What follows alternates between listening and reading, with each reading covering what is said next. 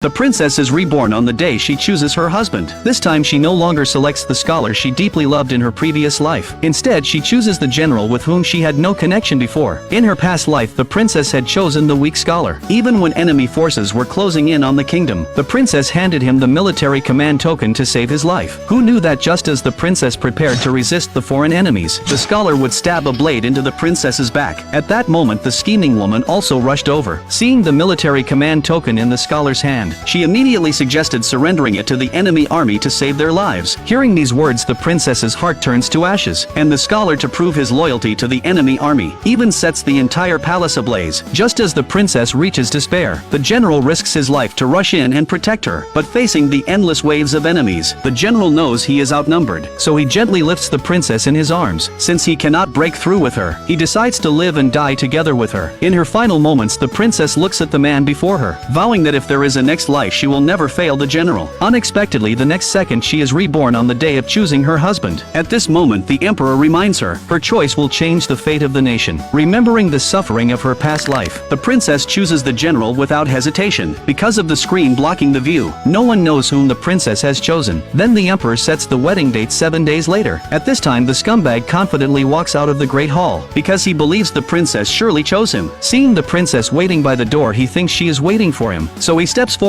and accuses the princess of presumptuously deciding their marriage, and demands that the princess apologize to the scheming woman. The princess is too lazy to waste words with him. She pushes him aside and walks toward the general. The princess remembers the general's genuine devotion to her in the previous life, and resolves to spend the rest of her life with him in this one. When the scumbag sees the princess ignoring him, he even tries to raise his hand to strike her, but is stopped in time by the general. The cowardly scumbag dares not act again, but still threatens that the princess must apologize to the scheming woman, otherwise she should not expect to marry him. After speaking, he leaves in embarrassment. However, the princess pays no attention to his threats. Then she gently removes the general's mask. Unexpectedly, the usually cold general is remarkably handsome. The general tries to retrieve his mask but is stopped. Then the princess hints that she has already chosen the general as her husband. The general initially thinks this is just a joke, but the princess solemnly states that 7 days later she will be dressed in her wedding gown waiting for him. Even after the princess leaves, the general still hasn't recovered from his shock. The next day, the princess prepares wedding jewelry at a jewelry shop. At this time, the scumbag also brings the scheming woman inside, and the scheming woman takes a liking to the jewelry the princess selected. At this moment, the scumbag still thinks these are apology gifts the princess prepared. Just as the scumbag reaches out to take them, the princess directly puts them away. At this point, the scumbag notices the princess's attitude has obviously changed, but he pays it no mind. Instead, he lets the scheming woman select other jewelry, and claims that the princess will pay for everything. The princess is instantly amused by his audacity.